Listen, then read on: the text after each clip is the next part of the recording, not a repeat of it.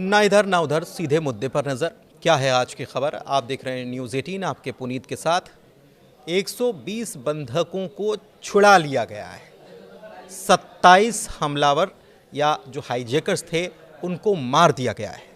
ये दावा किसकी तरफ से किया जा रहा है? ये दावा पाकिस्तानी सेना के सूत्रों की तरफ से किया जा रहा है। खबरें यही चल रही हैं क्योंकि पड़ोसी मुल्क पाकिस्तान में एक ट्रेन को हाईजैक कर लिया गया। ये काम बलूचिस्तान लिबरेशन आर्मी BLA की तरफ से किया गया और पाकिस्तान की सरकार ये कह रही है कि हमने उन्हें आज़ाद करा लिया है, कई बंधकों को। और दावा ये भी किया जा रहा है कि कुछ सुसाइड बॉम्बर्स BLA के जो हैं वो महिलाओं और बच्चों के साथ खड़े हुए हैं और ऐसे में वहाँ से रेस्क्यू ऑपरेशन जो है बहुत सोच समझकर धीरे धीरे किया जा रहा है। लेकिन क्या सचमुच यही बात या यही जो पाकिस्तान की तरफ से दावा किया जा रहा है आर्मी की तरफ से यही है, या फिर एक खबर ये भी आ रही है कि BLA ने लोगों को छोड़ा है? क्योंकि जो लोग छूटे हैं उनकी तरफ से ये कहा गया है कि उन लोगों ने ही हमें छोड़ा है।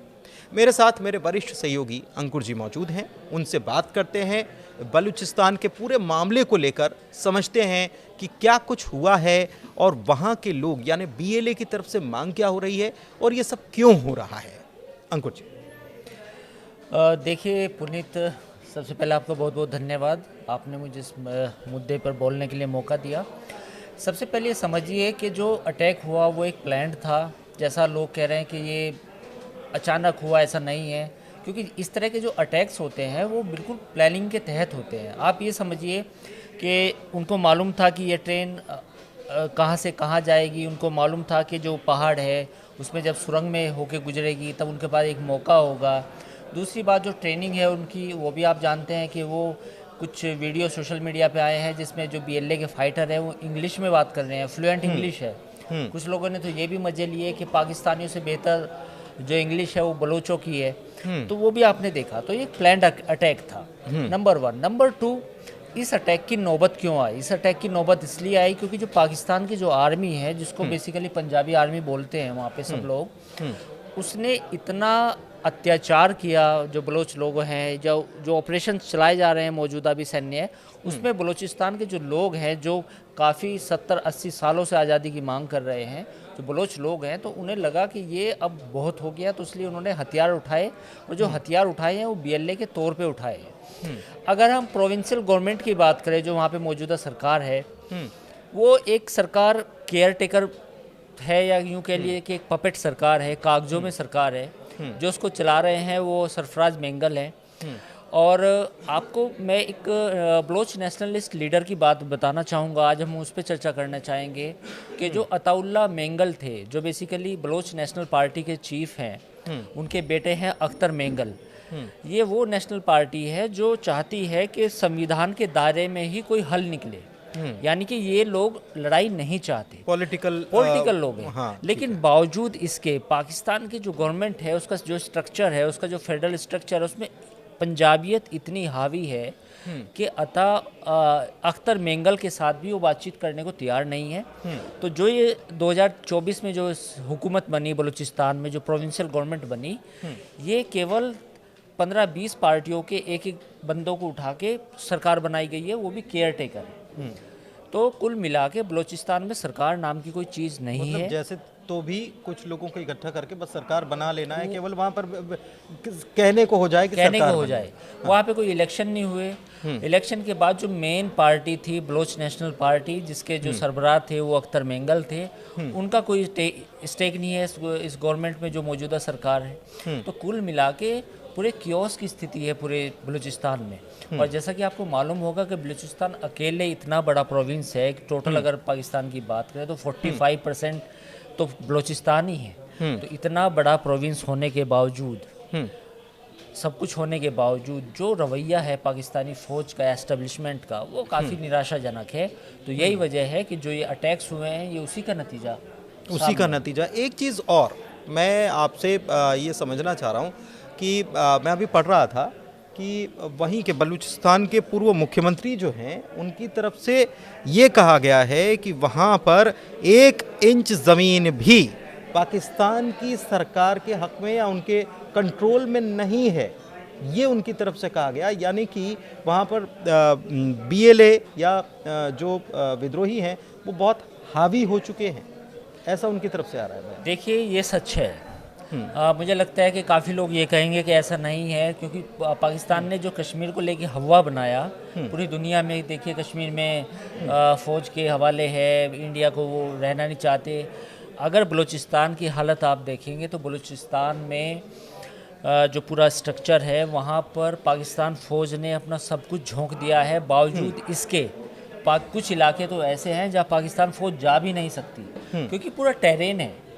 उस टेरेन में जैसे ही पाकिस्तान फ़ौज का कोई जो व्हीकल है वो जाता है तो उसमें उन्हें पता नहीं चलता कि एम्बुश कहाँ से आ जाएगा, कहाँ से हमला हो जाएगा। तो पाकिस्तान की फ़ौज ही खुद डरती है बलूचिस्तान के इलाकों में जाने से। तो नंबर 1 बात। नंबर 2 बात, जितनी हुकूमतें आई बलूचिस्तान में, कोई भी हुकूमत अपना पूरा कार्यकाल नहीं पूरा कर पाई। तो जब कोई भी सरकार किसी भी राज्य की हो पूरा कार्यकाल नहीं कर पाएगी तो वो जो लोगों के जो मसले हैं, जो मुद्दे हैं, उनको हल ही नहीं कर पाएगी।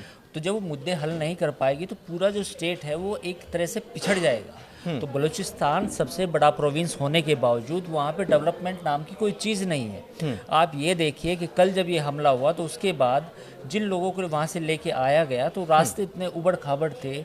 सोशल मीडिया पे काफ़ी वीडियो पड़े हैं, लोग जाके देख भी सकते हैं कि जो एम्बुलेंस थी जो लोगों को लेके आ रही थी, इतने बुरे गड्ढों से होके आई और इतनी लंबी दूरी तय करके आई कि वहाँ पे तो अस्पतालों की संख्या बहुत कम है। तो बलूचिस्तान का एक तरह से पाकिस्तान ने 1948 में इसको ज़बरदस्ती अपने कब्ज़े में ले लिया था, लेकिन कभी भी इसे वो राज्य का मुकाम या वो दर्जा नहीं दिया जो कोई भी एक फेडरल गवर्नमेंट देती है। एक चीज़, ये आप जो कह रहे हैं कि एम्बुलेंस और तमाम, एक खबर और आ रही है कि वहाँ पर 20 ताबूत भेजे गए। देखिए, जो अभी तक जानकारी है उसके मुताबिक जो बलोच नेशनल पार्टी का बलोच लिबरेशन आर्मी का जो कुछ सोशल मीडिया पे जो स्टेटमेंट है उसके मुताबिक करीब 30 फौजी पाकिस्तान फ़ौज के हलाक हुए हैं, यानी कि मारे गए हैं। तो ये वो लोग भी हो सकते हैं।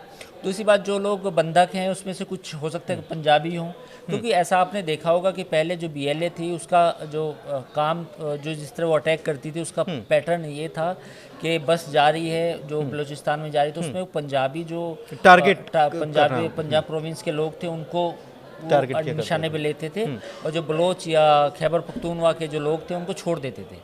तो मुझे लगता है कि शायद उनका अभी भी यही मोडस ऑपरेंडी रहा होगा, यही उनका टारगेट रहा होगा। तो बेसिकली ये लड़ाई जो है पंजाब डोमिनेटेड पाकिस्तान की है और ये लड़ाई बेसिकली बलूचिस्तान की आज़ादी की है। बलूचिस्तान की आज़ादी की। दो चीज़ें हैं, दो सवाल हैं, लेकिन पहले मैं आपसे ये समझना चाहूँगा कि पाकिस्तान की मीडिया में इस बात को लेकर चर्चा है और सरकार की तरफ से भी कहीं ना कहीं ये कहा जा रहा है कि ये जिन्होंने ये हाईजैक किया है इनके आका अफ़गानिस्तान में बैठे हुए हैं और वहाँ से उनको निर्देश दिए जा रहे हैं, जैसा मुंबई अटैक जैसी बात, ऐसी सरकार की तरफ से बात कही जा रही है। देखिए, ऐसा नहीं है। बलूचिस्तान और अगर अफ़गानिस्तान की हम बात कहें तो बलूचिस्तान के कुछ गांव ऐसे हैं कि वो आधे पाकिस्तान में है, आधे अफ़गानिस्तान में। उनके घर ऐसे भी हैं कि एक घर की खिड़की जो है वो पाकिस्तान में खुलती है और उसी घर की जो दूसरी खिड़की है वो अफ़गानिस्तान में खुलती है। दूसरा, ये पूरा इलाका जो है बलूचिस्तान का, ये कभी भी पाकिस्तान का हिस्सा नहीं रहा। आप इसका पूरा इतिहास पढ़ सकते हैं, इवन ये भी देख सकते हैं कि ये जो चंद्रगुप्त मौर्य का जो शासनकाल था उस दौरान ये भारत में रहा। सिकंदर इसी रास्ते से आया, महमूद गजनवी इसी रास्ते से आया, फिर मुग़ल जब आए तो मुग़लों के हिस्से में भी ये रहा, उन मुग़लों ने इस पे राज किया बलूचिस्तान पे। तो जब ब्रिटिश राज की अगर हम बात करें, जब भारत में ब्रिटिश राज आया तो ब्रिटिश राज ने 1839 में फर्स्ट जो एंग्लो अफ़गान वार था उसमें जो जीत दर्ज की थी, उसके बाद इस इलाके को कब्जे में लिया था। तो उस समय इसका नाम बलूचिस्तान नहीं था, इसको क्लात रीजन बोलते थे, क्लात राज्य बोलते थे, क्लात प्रोविंस बोलते थे। लेकिन जब ब्रिटेन ने भारत को आज़ादी दी तो उसमें पाकिस्तान एक नया मुल्क बनाया, भारत को जो हिस्सा था, भारत के हिस्से में जो आया वो आया, लेकिन जो क्लात प्रोविंस था इसको ऐसे ही छोड़ दिया, इसका कोई जिक्र नहीं किया। लेकिन जैसा कि आपको मालूम होगा कि 1948 में आज़ादी के तुरंत बाद पाकिस्तान का जो रवैया था वो ये था, पहले कश्मीर हथिया ले, फिर उसके बाद जो बलूचिस्तान है उसको हथिया ले। तो बलूचिस्तान को हथिया लिया गया 1948 में। तो जब पाकिस्तान ने बलूचिस्तान पे अटैक किया, वहाँ उस एरिया पे कब्जा किया, तो बलूचिस्तान के जो नेता थे उन्होंने भारत से मदद की गुहार लगाई। लेकिन उस समय जो हमारी सरकार थी उसे लगा कि बलूचिस्तान की मदद हम करें और उसे भारत में मिलाएं तो अजीब सा होगा, क्योंकि बीच में पाकिस्तान पड़ेगा, जैसे तो बांग्लादेश वाला हिसाब था वैसे हाँ वैसे ही। तो कुल मिला के ऐसी परिस्थितियाँ बनी कि भारत ने इस जो इलाके में जो लोग रहते थे उनकी मदद नहीं की और फाइनली ये पाकिस्तान ने एनेक्स कर लिया 1970 में। 1948 से लेके 1970 तक ये जो बलूचिस्तान प्रोविंस था, इसमें कोई सरकार नहीं थी, ना कोई डेवलपमेंट हुआ। 1970 में ऑफिशियली पाकिस्तान ने इसको बलूचिस्तान नाम दिया, इसे अपना एक राज्य बनाया। तो 1970 में ये पाकिस्तान में बलूचिस्तान के राज्य के तौर पे जाना जाने लगा।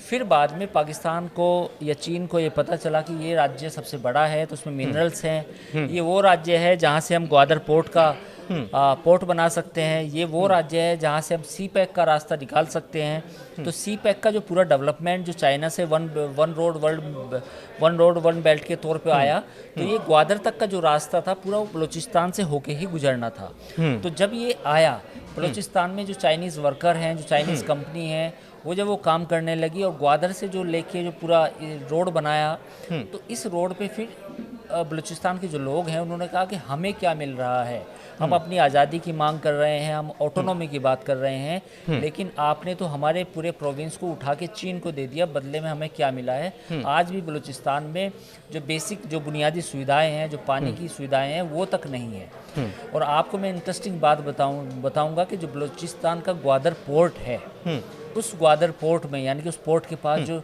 शहर है, छोटा सा गांव कस्बा था, वो एक हिंदू कस्बा था। यानी कि बलूचिस्तान के काफ़ी लोग, बड़ा इंटरेस्टिंग है ये। हाँ, बलूचिस्तान में काफ़ी बड़ी संख्या में आज़ादी से पहले हिंदू और सिख रहते थे।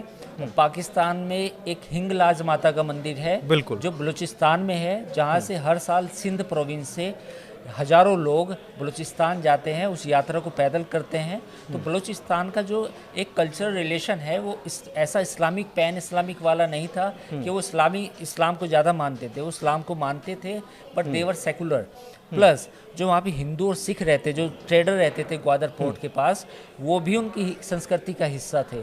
तो आज भी बलूचिस्तान के कुछ शहर हैं, उसमें आपको कुछ गिने चुने हिंदू और सिख ट्रेडर भी मिल जाएंगे। तो बलूचिस्तान का भारत से गुप्त काल से ही बड़ा एक तरह से समझो वो रहा है, गहरा रहा नाता, है। हाँ। लेकिन अब हालात ऐसे हैं कि बलूचिस्तान पाकिस्तान के कब्जे में है और वो अपनी आज़ादी की लड़ाई लड़ रहा है।